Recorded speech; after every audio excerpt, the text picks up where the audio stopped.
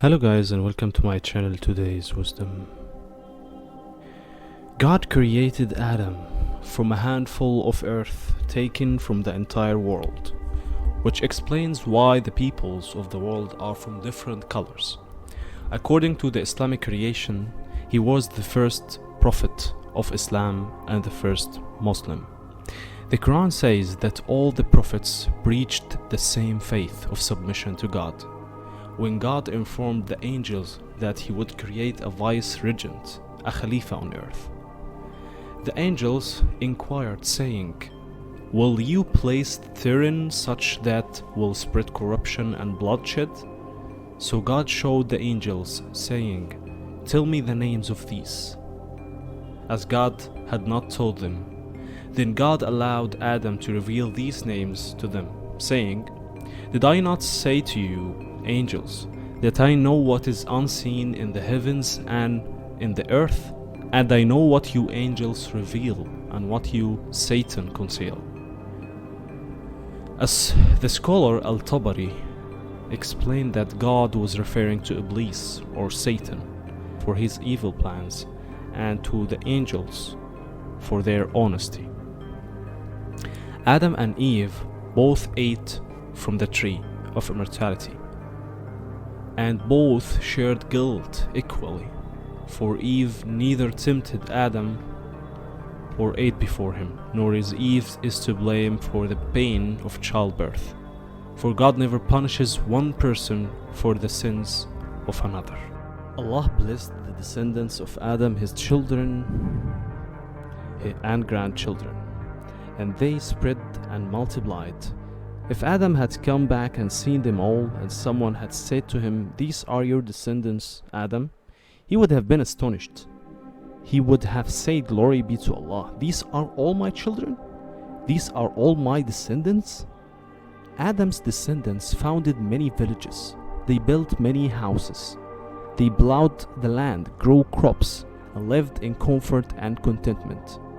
They followed the way of their ancestor, Adam. They worshipped only Allah and did not worship anything else besides him. They were one united community.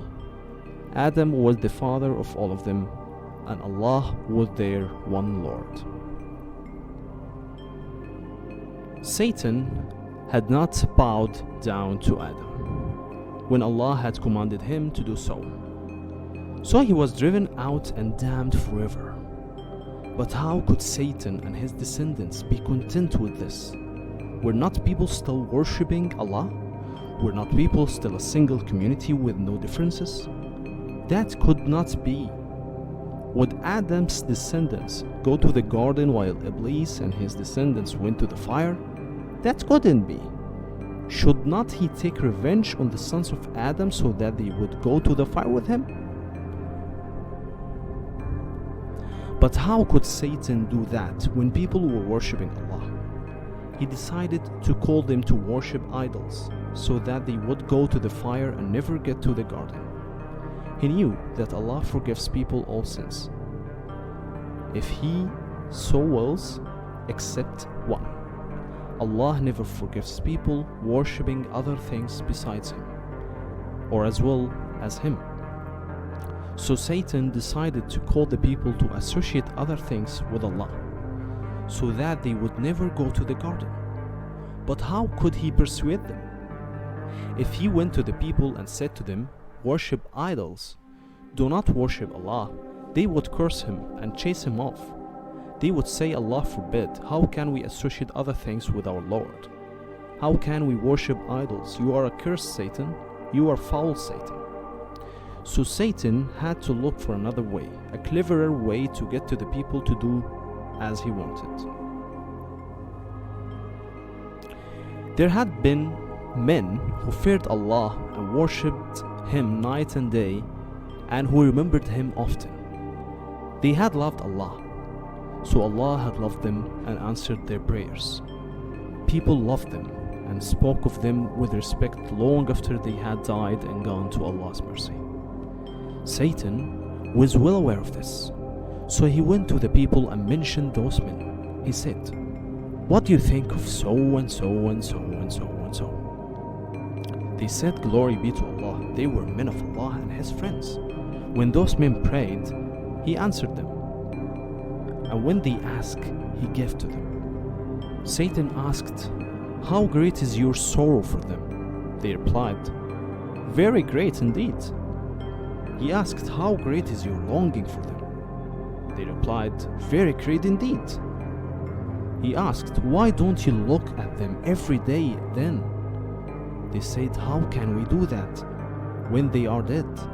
He said, "Make pictures of them and look at them every morning." People liked Satan's idea and made such pictures and looked at them every day. Whenever they saw the pictures, they remembered how those holy men had lived. In time, the people moved on from making pictures to making statues. They made many statues of the holy men and put them in their houses and their mosques. They still worshipped Allah and did not associate anything with Him. They knew that these were only statues of holy men and that they could neither help nor hurt them nor provide for them. They showed them respect because they were reminders of the holy men. As time passed, the number of statues increased. The people respected them more and more. They got used to having them around and looked for blessings in them. Now wherever one of their holy men died, they would make a statue for him and name it after him. Sons saw their fathers looking for blessings through the statues and saw how much respect they had for them. They saw them kiss the statues, dress them, and pray to Allah in their presence. They saw them lower their heads and bow down in their presence. When the fathers passed away, the sons added to what their fathers had done. They began to prostrate themselves before them, to ask the statues for things and to sacrifice animals to them. In this way, the statues were turned into idols. People began to worship them as they had worshipped Allah before.